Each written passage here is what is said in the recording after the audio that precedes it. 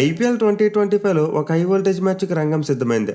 ఈరోజు వాంకడే వేదికగా ముంబై మరియు ఆర్సీబీ జట్లు తలపడబోతున్నాయి. రెండు జట్ల మధ్య మ్యాచ్ అంటే ఆ హైప్ ఎలా ఉంటుందని నేను ప్రత్యేకంగా చెప్పనవసరం లేదు. ఎస్పెషల్లీ ఈ మ్యాచ్కు the biggest talking point the return of goat Jasprit Bumrah. Already Mumbai head coach Jayawardene confirm చేసేశారు ఈ మ్యాచ్లో జస్ప్రీత్ బుమ్రా ఆడబోతున్నాడంట. దీంతో 3 months తర్వాత కంబ్యాక్ అవబోతున్న బుమ్రా బౌలింగ్ చూడాలని చెప్పి చాలామంది ఆసక్తిగా ఎదురు చూస్తున్నారు. Mainly the biggest battle of the match, goat Virat Kohli versus goat Bumrah. Definitely ఇలాంటి హై క్వాలిటీ బ్యాటిల్ మనమైతే సంవత్సరానికి ఒక్కసారి మాత్రమే చూడగలం.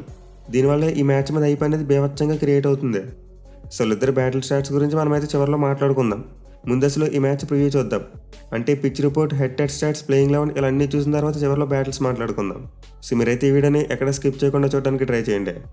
ముందుగా వెన్యూ విషయానికి వస్తే ఈ మ్యాచ్ని అయితే వాంకడే స్టేడియం వేదిక ఆడబోతున్నారు. అంటే ఈ గ్రౌండ్ యొక్క పిచ్ రిపోర్ట్ చూసుకుంటే ఆల్రెడీ ఆడది ఒక మ్యాచ్ చూసాం, ఎంఐ వర్సెస్ కేకేఆర్. అండ్ ఆ మ్యాచ్లో అయితే రెడ్ సాల్ వికెట్ మీద పేస్ బౌలర్స్ పండగ చేసుకున్నారు.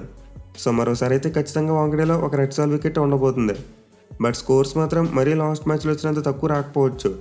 ఎందుకంటే కోల్కతాతో కంపేర్ చేసుకుంటే ఆర్సీబీ దగ్గర చాలా బెటర్ బ్యాటింగ్ అటాక్ ఉంది. అట్ ది సేమ్ టైం ఈ మ్యాచ్ కోసం పిచ్ చాలా వరకు బ్యాటింగ్కి ఈజీ అవ్వచ్చు. ఇన్ఫ్యాక్ట్ అసలు లాస్ట్ మ్యాచ్ అప్పుడే వికెట్ కాస్త బ్యాటింగ్కి ఫ్రెండ్లీగా ఉంది. But KKR batsmen reckless shots అయితే తమ వికెట్లను కోల్పోయారు. యాక్చువల్లీ ముంబై వికెట్ ఎప్పుడు కూడా బ్యాటింగ్ మంచిగానే ఉంటుంది. ఇనీషియల్గా కొత్త బాల్తో పేస్ బౌలర్స్ బాగా బౌలింగ్ చేస్తారు. బట్ తర్వాత మాత్రం బాల్ హోల్డ్ అయ్యే కొద్దీ బ్యాటింగ్ ఖచ్చితంగా చాలా అనుకూలంగా ఉంటుంది. దీంతో ఈ మ్యాచ్లో అయితే మనం మోస్ట్లీ అరౌండ్ 170 స్కోర్స్ చూడడానికి అయితే ఎక్కువ ఛాన్సెస్ ఉంటాయి. ఇక ఈ గ్రౌండ్ యొక్క స్టాట్స్ విషయానికి వస్తే ఇప్పటివరకు మొత్తం 117 ఐపీఎల్ మ్యాచెస్ జరిగాయి. అండ్ 117 మ్యాచ్లో ఫస్ట్ బ్యాటింగ్ చేసిన టీం 54 మ్యాచ్లో గెలిస్తే చేస్ చేసిన టీమ్స్ 63 మ్యాచ్లో గెలిచాయి. అలాగే గ్రౌండ్లో ఫస్ట్ ఇన్నింగ్స్ యావరేజ్ స్కోర్ చూసుకుంటే 170 runsగా ఉంది. క్లియర్లీ స్టాట్స్ బట్టి చూసుకుంటే మంచి high scoring venue, at the same time చేస్ చేసిన టీమ్స్కి బాగా అడ్వాంటేజ్ కనిపిస్తుంది. దీంతో ఖచ్చితంగా టాస్ విషయంలో పెద్దగా కన్ఫ్యూజన్ ఉండదు. మోస్ట్ లైక్లీ టాస్ గెలిచిన కెప్టెన్ ముందుగా ఫీల్డింగే తీసుకుంటారు. మెయిన్లీ ముంబైలో డ్యూ ఫ్యాక్టర్ అనేది ఎప్పుడు కూడా ఉంటుంది. బట్ ఎనివే చేస్ చేసిన టీమే మ్యాచ్ గెలిచిందని చెప్పడానికి లేదు. టాస్ క్రూషియల్ అయిపోతుందని చెప్పలేం. ఎందుకంటే ప్రీవియస్గా గ్రౌండ్ ఆడిన 5 మ్యాచ్లు చూసుకుంటే 3 సార్లు ఫస్ట్ బ్యాటింగ్ చేసిన వాళ్ళే గెలిచారు, 2 సార్లు మాత్రమే చేస్ చేసిన టీం గెలిచింది. దీన్ని బట్టి చూసుకుంటే క్లియర్లీ టాస్ అనేది అంత ఇంపార్టెంట్ అయితే కాదు. మెయిన్లీ ఫస్ట్ బ్యాటింగ్ చేసినప్పుడు ఒక 200 స్కోర్ కొడితే ఖచ్చితంగా అపోనెంట్ మీద ప్రెషర్ ఉంటుంది. దీంతో టాస్ ఓడిపోయినంత మాత్రాన మ్యాచ్ పోయినట్టు కాదు, స్టిల్ ఫైట్ చేస్తే ఖచ్చితంగా మ్యాచ్ కలవచ్చు. ఇక రెండు జట్ల హెడ్ స్టాట్స్ విషయానికి వస్తే ఇప్పటివరకు మొత్తం 33 ఐపీఎల్ మ్యాచెస్లో తలపడ్డారు. అంటే 33 మ్యాచెస్లో ముంబై టీం 19 మ్యాచ్లో గెలిస్తే ఆర్సీబీ టీం 14 మ్యాచ్లో గెలిచారు. క్లియర్లీ ముంబై టీంకి అయితే ఒక 5 మ్యాచ్ల అడ్వాంటేజ్ కనిపిస్తుంది. బట్ రెండు జట్ల మధ్య చివరిగా జరిగిన 5 మ్యాచ్లో చూసుకుంటే మాత్రం ఆర్సీబీ టీంది డామినేషన్. వాళ్ళు 3 గెలిస్తే ఎంఐ వాళ్ళు 2 గెలిచారు. ఓవరాల్గా ముంబై టీంకి ఆర్సీబీ మీద కాస్త ఎజ్జినప్పటికీ రీసెంట్ ఫామ్ చూసుకుంటే మాత్రం ఆర్సీబీకి అనుకూలంగా ఉంది. అలాగే కరెంట్ ఈ సీజన్లో ఫామ్ చూసుకున్న ఆర్సీబీ వాళ్ళు ఎక్కువ మ్యాచ్లు గెలిచారు. ముంబై వాళ్ళు 4 మ్యాచ్లు ఆడితే 1 గెలిచారు, వేరే ఆర్సీబీ టీం 3 ఆడితే 2 గెలిచారు. దీంతో ఈ సీజన్లో ఫామ్ కూడా ఆర్సీబీ టీంకి కాస్త అడ్వాంటేజ్గా ఉంది. బట్ ఎనివే ఈ మ్యాచ్లోకి 2 టీంలు కూడా తమ లాస్ట్ మ్యాచెస్లో ఓడిపోయి వస్తున్నారు. దీంతో ఖచ్చితంగా ఆ గెలవాలనే ఒత్తిడి అయితే ఉంటుంది. బట్ ఎనివే ఈ మ్యాచ్లో ఆర్సీబీ టీంకు సైకలాజికల్గా ఉండబోయే బిగ్గెస్ట్ డిసడ్వాంటేజ్ ఎంఐ టీం యొక్క హోమ్ రికార్డ్. మనందరికీ తెలిసిందే వాంకడే స్టేడియం ముంబై టీంకు కంచుకోట లాంటిదే. వాళ్ళు ఈ గ్రౌండ్లో 86 మ్యాచ్లు ఆడితే 52 మ్యాచ్లు గెలిచారు, 33 మ్యాచ్లో మాత్రం ఓడిపోయారు. పైగా ఈ సీజన్లో వాళ్ళు గెలిచిన ఒక్క మ్యాచ్ కూడా ఈ గ్రౌండ్లోనే గెలిచారు. దీంతో ఖచ్చితంగా ముంబై టీం ఫేవరెట్స్గా బరిలోకి దిగుతారు. ఇన్ఫాక్ట్ ఈ గ్రౌండ్లో ఆర్సీబీకి అగెనిస్ట్గా చూసుకుంటే వాళ్ళకి ఇంపెకబుల్ రికార్డు ఉంది. ఇప్పటివరకు ఈ గ్రౌండ్లో 2 జట్లు 11 మ్యాచ్లు ఆడితే ముంబై టీం 8 మ్యాచ్లో గెలిచారు, బట్ ఆర్సీబీ టీం 3 మ్యాచ్లో మాత్రమే గెలిచారు. ఎస్పెషల్ ఐపీఎల్ 2015 నుంచి ఆర్సీబీ టీంకి గ్రౌండ్లో ఒక్క విజయం కూడా లేదు. 6 మ్యాచ్లు ఆడితే 6 మ్యాచ్లో కూడా ఓడిపోయారు. క్లియర్లీ ఆర్సీబీ టీంకి అయితే ఈ గ్రౌండ్లో ఎంఐకి అగెనిస్ట్గా అస్సలు మంచి రికార్డు లేదు. పైగా బుమ్రా రాకపోతే ఈ మ్యాచ్లో ఎంఐ పేస్ అటాక్ ఇంకా స్ట్రాంగ్గా మారబోతుంది. రీసెంట్ ఫామ్ కొంతవరకు ఆర్సీబీ టీంకి అనుకూలంగా ఉన్నప్పటికీ పాస్ట్ రికార్డ్స్ బేస్ చేసి చూసుకుంటే మాత్రం ఈ మ్యాచ్లో ఖచ్చితంగా ముంబై వాళ్ళ ఫేవరెట్స్గా బరిలో దిగుతారు. ఇక టీమ్స్ విషయానికి వస్తే ముందు చెప్పుకున్న ఈ మ్యాచ్లో ముంబై టీంకి biggest positive news Bumrah comeback. అతని రాకపోతే అయితే ఇప్పుడు ముంబై టీం యొక్క బౌలింగ్ అటాక్ చాలా డెడ్లీగా మారబోతుంది. ఎస్పెషల్ వాళ్ళకి డెత్ ఓవర్స్లో బీభత్సమైన బలం పెరుగుతుంది. అలాగే పవర్ ప్లేలో వాళ్ళు దీపక్ చహర్ మరియు ట్రెంట్ బౌల్ని మరింత ఎక్కువగా యూజ్ చేసుకోగలరు. ప్రీవియస్ 4 మ్యాచెస్లో చూసుకుంటే ముంబై టీంకి డెత్ ఓవర్స్లో సరైన బౌలర్ లేడు. దీంతో కొంతవరకు రన్స్కి వెళ్ళారు. కానీ మ్యాచ్ నుంచి చూసుకుంటే మాత్రం వాళ్ళైతే గేమ్ ప్లాన్ చాలా ప్రాపర్గా వేసుకోవచ్చు. పవర్ ప్లేలో కంప్లీట్లీ దీపక్ చహర్ మరియు బౌల్ట్ మీద వదిలేస్తారు. మేబీ బుమ్రా వేస్తే ఒక ఓవర్ వేస్తాడు. అండ్ మిడిల్ ఓవర్స్లో చూసుకుంటే హార్దిక్ పాండ్యా ఎక్కువ బౌలింగ్ చేస్తాడు అండ్ బుమ్రా మరో ఓవర్ వేస్తాడు. ఇక చివరిగా డెత్ ఓవర్స్లో బుమ్రా 2 ఓవర్స్ వేస్తే దీపక్ చహర్ మరియు ట్రెంట్ బౌల్ట్ ఇద్దరు చెరో ఓవర్ వేసినా సరిపోద్ది.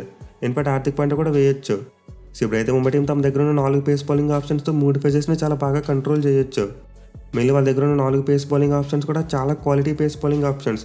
ఇన్ఫాక్ట్ లాస్ట్ మ్యాచ్లో హార్దిక్ పాండ్యా లాంటి ఆల్రౌండర్ కూడా 5 వికెట్ తీసుకున్నారంటే అర్థం చేసుకోవచ్చు. సో మేబీ బోల్ట్ మరియు దీపక్ చహర్ తమ బెస్ట్ ఫామ్లో లేకపోయినప్పటికీ ఈ పిచ్ మీద బౌలింగ్ చేయడానికి చాలా ఎంజాయ్ చేస్తారు. అండ్ దాని తిరిగి హార్దిక్ పాండ్యా చాలా బీభత్సమైన ఫామ్లో ఉన్నాడు. ఇక బుమ్రా విషయానికి వస్తే మనోడికి పిచ్తో సంబంధం ఉండదు. ఏ పిచ్నైనా సరే తనకు అనుకూలంగా మార్చేసుకుంటాడు. అదే పేస్ బౌలింగ్ అనుకూలించే పిచ్ మీద అయితే రాజ్యం చేస్తాడు. సో డెఫినెట్లీ మ్యాచ్లో ముంబై ఫాస్ట్ బౌలర్స్కి మరి ఆర్సీబీ బ్యాట్స్మెన్కి మంచి బీభత్సమైన బ్యాట్లు అయితే ఉండబోతుంది. అయితే ఎంఐ బ్యాటింగ్ విషయానికి వస్తే మాత్రం సమస్యలు ఉన్నాయి. మెయిన్ వాళ్ళ టాప్ ఆర్డర్ సరిగ్గా ఫైర్ అవ్వట్లేదు. సో లాస్ట్ మ్యాచ్లో అయితే హిట్మెన్ రోహిత్ శర్మ ఆడలేదు. కానీ మ్యాచ్ కోసం మోస్ట్ లైక్లీ కంబ్యాక్ చేయొచ్చు అని చెప్పి జయవర్ధన్ హింట్ ఇచ్చారు. మెయిన్లీ రోహిత్ శర్మ నేను నెట్ ప్రాక్టీస్లో బాగా పార్టిసిపేట్ చేశారంట. అందరికంటే ఒక అరగంట ముందు వచ్చి బ్యాటింగ్ ప్రాక్టీస్ చేశారంట. అలాగే రేంద్ర కటల్తో కలిసి మెయిన్ పేస్ బౌలర్స్ అందరినీ ఫేస్ చేశారంట. సో క్లియర్లీ రోహిత్ శర్మ అయితే ఫుల్లీ ఫిట్గా ఉన్నట్టు తెలుస్తుంది. దీంతో ఈ మ్యాచ్లో అతను ఖచ్చితంగా కంబ్యాక్ చేయొచ్చు. ఇన్ఫాక్ట్ చెయ్యాలి కూడా. ఎందుకంటే అతనికి భువనేశ్వర్ కుమార్ లాంటి బౌలర్ మీద చాలా మంచి రికార్డు ఉంది. దీంతో మ్యాచ్లో రోహిత్ శర్మ ఆడితే ముంబై టీంకి అది పవర్ ప్లేలో చాలా పెద్ద పాజిటివ్గా మారొచ్చు. But anyway present Rohit Sharma form అయితే అంత మంచిగా లేదు. దీంతో ఖచ్చితంగా అతని మీద ఒత్తిడి ఉంటుంది. అలాగే మిగతా బ్యాటర్స్లో చూసుకున్న స్కై ఒక్కడే కన్సిస్టెంట్గా ఆడుతున్నాడు. మిగతా వాళ్ళందరూ ఎక్కువగా ఫెయిల్ అవుతున్నారు.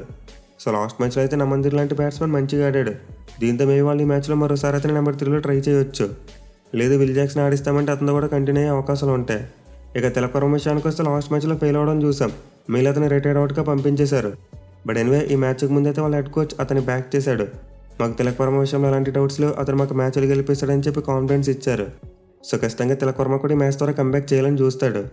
ఇన్ఫాక్ట్ స్కైకి తోడుగా వాళ్ళందరూ చుట్టూ క్యామ్ ఇన్నింగ్స్ లానే సరిపోతుంది. ముంబై టీంకి చాలా పెద్ద స్కోర్ వస్తుంది. సో ఈ మ్యాచ్లో కనుక ముంబై బ్యాట్స్మెన్ తమ ఫుల్ పొటెన్షియల్ చూపించగలిగితే ఖచ్చితంగా గెలవడానికి ఎక్కువ అవకాశాలు ఉంటాయి. ఇక ప్లేయింగ్ లెవెన్లో మార్పుల విషయానికి వస్తే ఆబ్వియస్లీ బుమ్రా తిరిగి వచ్చాడు కాబట్టి ఇంక వేరే దారి లేదు. అశ్విని కుమార్ పక్కకు వెళ్ళిపోవాలి. సో ఇదైతే కొంతవరకు ఆర్చుకోవాలి. అతను లాస్ట్ టైం ఈ గ్రౌండ్లో డెబ్యూ చేసినప్పుడు బ్రిలియంట్ స్పెల్ వేశాడు. బట్ ఈ మ్యాచ్లో అతను పక్కన పెట్టడం తప్ప వాళ్ళకి వేరే ఆప్షన్ కనిపించట్లేదు. ఒకవేళ మేము ఒక స్పిన్నర్తో మాత్రమే వెళ్తే అప్పుడు ముంబై టీం 5 పేస్ బౌలింగ్ ఆప్షన్తో వెళ్ళొచ్చు. వాళ్ళు విఘ్నేష్ పుత్తును లేకపోతే శాండర్ను పక్కన పెట్టి బుమ్రాని తీసుకురావచ్చు.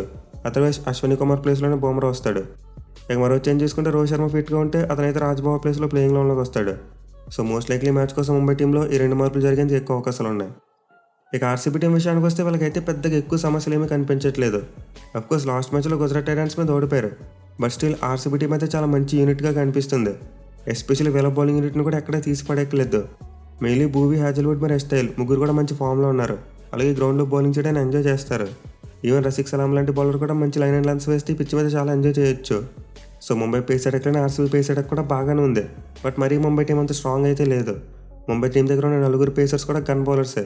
బట్ వీళ్ళకి మాత్రం భూమి మరి హ్యాజల్వుడ్ కన్సిస్టెంట్గా డెలివరీ చేస్తున్నారు. ఇక బ్యాటింగ్ విషయానికి వస్తే మేబీ పిచ్ మీద ఆర్సీబీ బ్యాట్స్మెన్ చాలా బాగా ఎంజాయ్ చేయొచ్చు. ఎస్పెషల్ ఓపెనర్స్ అయితే బౌన్స్ని బాగా ఇష్టపడతారు.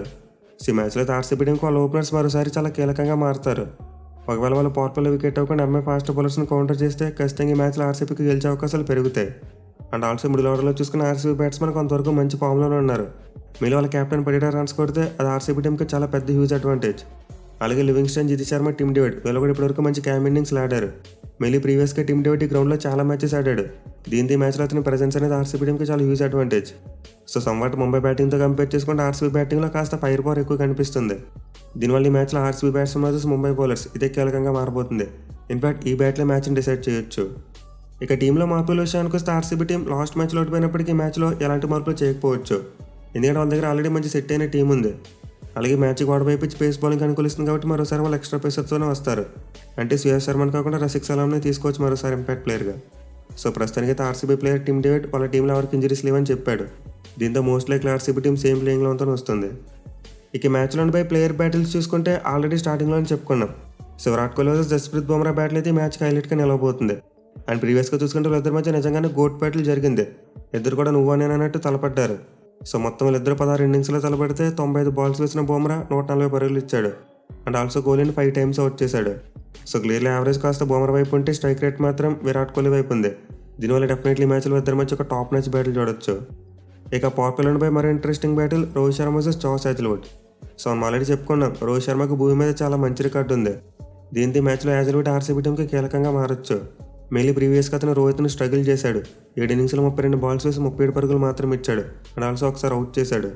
సో దీంతో మ్యాచ్లో డెఫినెట్లీ ఇద్దరి మధ్య చాలా మంచి మ్యాచ్అప్ ఉండబోతుంది. ఇక పవర్ ప్లేలోపై 3వ battle Phil Salt versus Deepak Chahar. So ఇదైతే చాలా క్రూషియల్ బ్యాటిల్. ఎస్పెషల్లీ దీపక్ చహర్కు సాల్ట్ మీద చాలా మంచి రికార్డు ఉంది. వీళ్ళిద్దరు తలపడి 2 ఇన్నింగ్స్లో 9 బాల్స్ వేసి 7 పరుగులు మాత్రం ఇచ్చాడు. మోస్ట్ ఇంపార్టెంట్లో అతను 2 టైమ్స్ అవుట్ చేసేసాడు. సో క్లియర్లీ చహర్కి అయితే సాల్ట్ మీద అద్భుతమైన రికార్డు ఉంది. దీంతో అతను ఇనిషియల్గా సాల్ట్ని అవుట్ చేస్తే అది ముంబై టీంకి చాలా అడ్వాంటేజ్ అవుద్ది. ఇక మిడిల్ ఓవర్స్లో చూసుకుంటే సూర్యకుమార్ యాదవ్ వర్సెస్ కృణాల్ పాండ్యా. ఇది కూడా చాలా క్రూషియల్ బ్యాటిల్. మళ్ళీ కృణాల్ పాండ్యా ప్రీవియస్గా స్కైని స్ట్రగుల్ చేశాడు. వీళ్ళిద్దరు తలపడ్డ 9 ఇన్నింగ్స్లో 35 బాల్స్ వేసి 38 పరుగులు మాత్రం ఇచ్చాడు. అండ్ ఆల్సో ఒకసారి అవుట్ చేశాడు. సో జనరల్గానే left arm spinners right hand batsmen ఇబ్బంది పెడుతూ ఉంటారు. దీనివల్ల ఈ మ్యాచ్లో ఇద్దరు మంచి బ్యాటిల్ చూడొచ్చు. అలాగే చివరిగా చూసుకుంటే కెప్టెన్ వర్సెస్ కెప్టెన్ అంటే Patidar versus Hardik Pandya middle overs రన్పై బ్యాటిల్. మీలో హార్దిక్ పాండ్యా షార్ట్ బాల్స్ ఎక్కువగా వేస్తాడు. వేరే పటిడార్ చూసుకుంటే షార్ట్ బాల్స్కి కాస్త ఇబ్బంది పడుతూ ఉంటాడు. సో దీంతో వీళ్ళిద్దరి మధ్య మిడిల్ ఓవర్స్లో చాలా ఎగ్జైటింగ్ బ్యాటిల్ ఉండబోతుంది. బట్ ప్రీవియస్గా చూసుకుంటే మాత్రం వీళ్ళిద్దరు తలపడి ఒక్క ఇన్నింగ్స్లో పటిడారే డామినేట్ చేశాడు. 3 బాల్స్లో 10 రన్స్ కొట్టాడు. బట్ ఎనివే ఆ బ్యాటిల్ సైజ్ చిన్నదే. And also present Hardik Pandya form చూసుకుంటే బేభత్సంగా ఉంది. సో దీంతో ఈ మ్యాచ్లో అయితే ఖచ్చితంగా వీళ్ళిద్దరి మధ్య ఒక హై వోల్టేజ్ బ్యాటిల్ చూడొచ్చు. ఎనివే ఓవరాల్గా చూసుకుంటే ఈ మ్యాచ్లో అయితే కాంపిటీషన్ చాలా టఫ్గా ఉండబోతుంది. అంటే ఎవరు గెలుస్తారో చెప్పడం కొంతవరకు కష్టం. ఎందుకంటే రెండు టీంల దగ్గర మంచి క్వాలిటీ ప్లేయర్స్ ఉన్నారు. బట్ ఎనివే హోమ్ అడ్వాంటేజ్ వల్ల ఖచ్చితంగా ఈ మ్యాచ్లోకి ముంబై టీమే ఫేవరెట్స్గా బరిలో దిగుతారు. మరి మీరు ఏ టీం గెలుస్తుంది అనుకుంటున్నారు కింద కామెంట్ చేయండి. Thank you for watching. Have a nice day.